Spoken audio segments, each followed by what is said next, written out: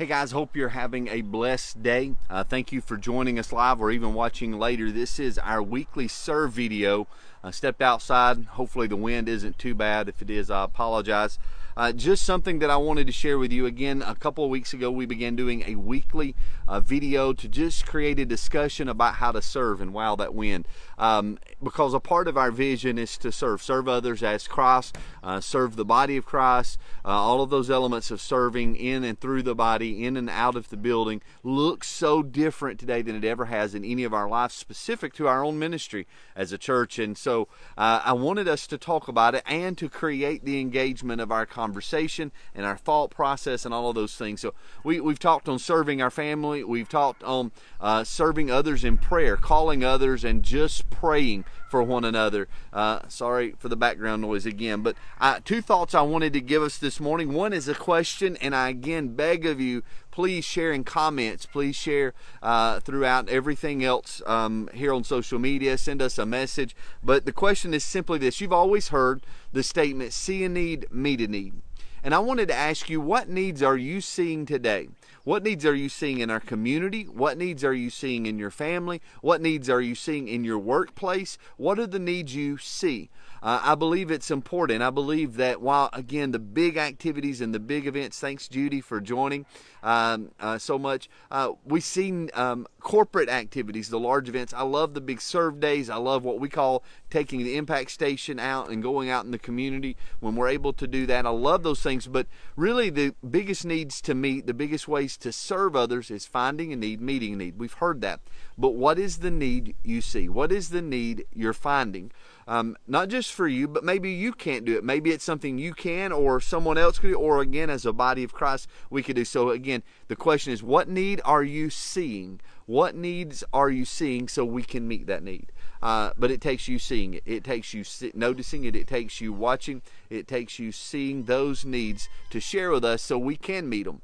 And so I want you to go ahead now and begin to write those things about what needs you are seeing at this time. The second thing is this. I want to give you a word of encouragement, and I hope you hear this. Share this for this reason alone. And if this video is too bad, I'll find another way maybe to share it. But the Lord just really impressed this in my heart today.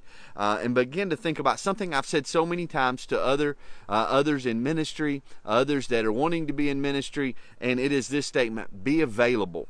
That sounds so simple. Be persistent in your availability. Be consistent in your availability. I'm reminded many years ago, we served as state youth director in the state of Tennessee, and I remember shortly after taking that, a guy that I had never really got to know, didn't really know his name. His name was Doug Rutherford. If Doug watches this, Doug, there's a good story here. Doug called me up on several occasions and said, I want to help you. And I thought, what's this guy wanting? And he just kept offering to help, and again, maybe I was cynical, I don't know, but I began to wonder, why is he offering? This guy I've never really met before. He's never worked with me. We've never done ministry together. Why does he keep calling me, wanting to know what he can do to help me? And so Doug just kept calling. Seems like every week. We lived on the other side of the state from one another. And he said, how can I serve you? What can I do to help you? And just so happenly one day I had been making phone calls, had been sending emails out to pastors such as myself, and at that time, again, I was serving as state youth director, and I was just trying to get contact information of youth leaders and youth pastors and know how to reach these folks. I'd just been newly appointed. Thanks, Audrey. Thanks, Crystal, for joining. We're talking about how to serve. First question I ask is, what are the needs you see and what are the needs we can meet? And I want you to share those. And I'm talking now about being available. How do we serve? By being available. Consistent and persistent availability. And so Doug, in this story I'm telling, Doug kept calling me, kept sharing with me, I want to help you, I want to help you. So finally one day, after making several contacts, not having any progress, I felt like, I said, Doug, if you could just find out every youth pastor and every youth leader's name and their email and a phone number. This has been 15 or plus years ago. Wasn't any real social media then. This may have even been pre-MySpace days for those of you who've been around a while. And I was kind of frustrated, and I was ready to almost give up on this contact. And I thought, you know what, this guy keeps offering, and he's persistent and consistent and available. I'm going to give him something to do, and he's either going to prove he's talk or he's going to prove he wants to do something. it wasn't just a week or two. Doug worked a full-time job, a second part-time job, worked a lot of hours, served in his local church, all kind of things. He wasn't in abundance of free time. He just had a heart to serve. And within a few weeks, he emails me a Word document with every pastor, youth pastor's name, addresses, phone numbers, and email addresses. And I thought, this guy is the real deal. He wasn't just talk. He didn't randomly pass by, how can I help you, and then go away. He was consistent, persistent, and always available for me. And I found out in our years there serving in that role, Doug was one of my most faithful partners in ministry. And anytime I called him, anytime I needed him, he was there, because he had proven himself to not just be words, how can I help you, but he was consistently and persistently available, calling me, texting me, whatever he could do.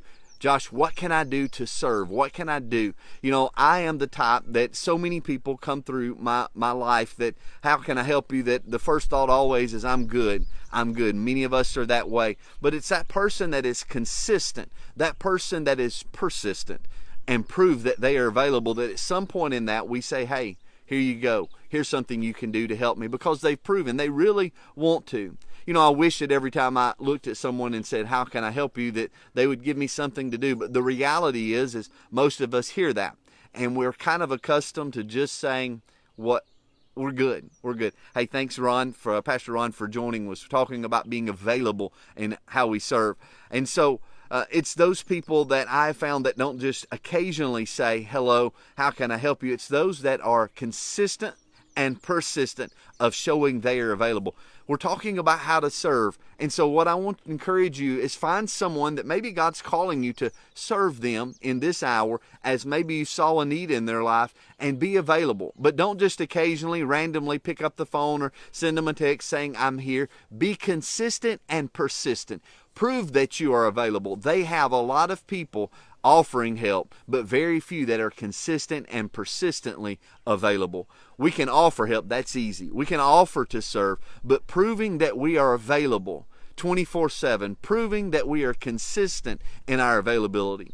You know, through times I have found those Dougs in life, and I found the others in life where I may reach out and ask for, I need something now, and find out they're not consistent or they're not available at that moment. And I understand life happens. We're none available truly 24/7 because of our own commitments, but it's those that seemingly are willing to drop everything to serve us at that moment that prove that they really want to.